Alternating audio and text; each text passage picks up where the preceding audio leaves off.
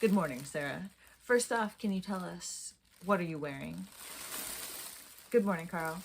This is my rape cape. This is what you wear when you get raped.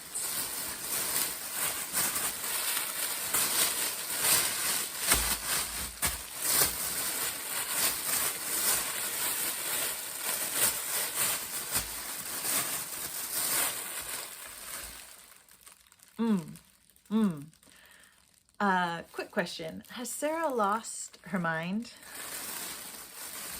You know, Carl, I appreciate the concern and I see why it could appear that way. But honestly, I think there's a use in bringing issues like rape that are usually relegated to the shadows into more ordinary spaces. To stop rape, I think we, especially date rape or acquaintance rape, I think we need to realize how common it still is. And to do that, I think we need to get comfortable talking about it. Are you sure rape is the right word for what happened to you, Sarah? You know, Carl, it actually took me a while to get comfortable using that word. I hate that word, not just for what it means, but just the sound of the word is vulnerable and crude and raw. It makes me think of a grapefruit, and then it makes me think of myself as a grapefruit, peeled and leaking and just getting juice everywhere I go. I really struggled against using that word, Carl. At first I said I had sex with someone when I didn't want to have sex with them. And then I was saying I had sex to get someone to stop trying to have sex with me over and over and over when they weren't taking my nose as an answer. But you know, Carl, I realized that the definition of rape is unwanted penetration, and that's what happened. And so I think it's important to use the right word to describe what happened, to remind myself and others that rape isn't this foreign thing that just happens in alleys in the dark. Can you tell us why this happened, Sarah? You seem like a strong, independent woman. Thank you, Carl. First off, I was deeply exhausted and I had a migraine.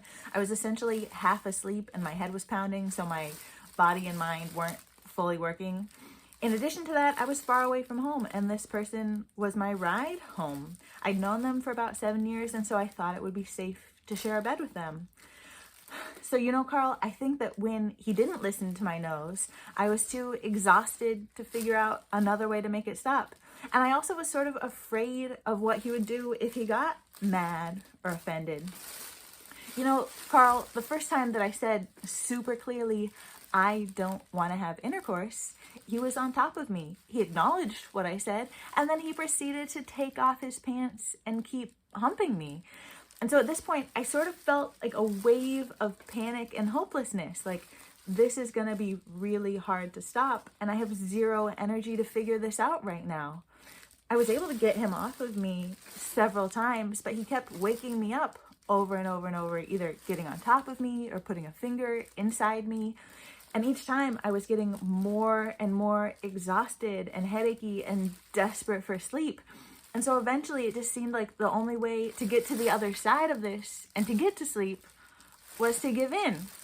I just want to say, Carl, it wasn't that I was more concerned about his emotional needs than my own, but it felt like the best way to keep myself safe for the next 24 hours was to do something that I didn't want to do in the moment. So what made you want to talk into the magic wand today, Sarah?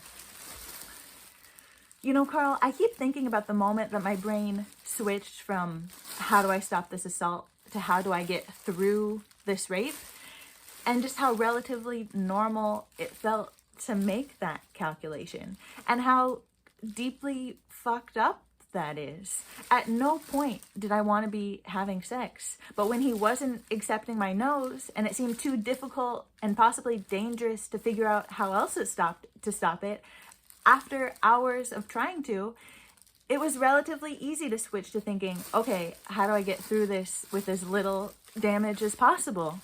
And I felt really guilty and ashamed about this for a while. But I think it's something that a lot of women can relate to. And so I think it's something that's worth talking about. So many women, if not most women, have been in a situation like this before where they had to make these calculations when their nose weren't being respected and when it didn't feel safe or when they were too tired or drunk or drugged to fight back in another way.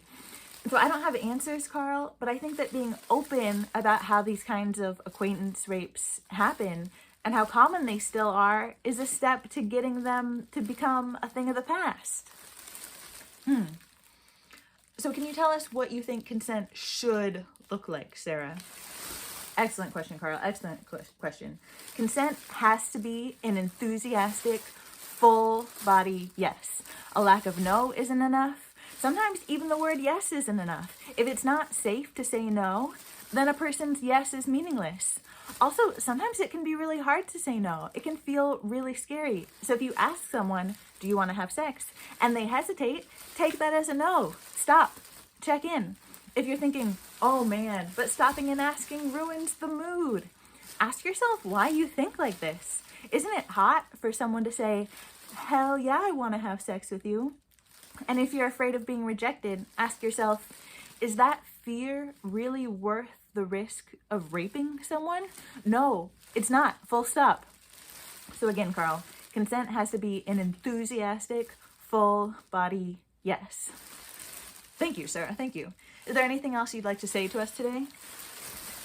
You know, Carl, I just want to say that if you're in a situation where someone's doing something to your body that you don't want, your wants and needs matter. You matter.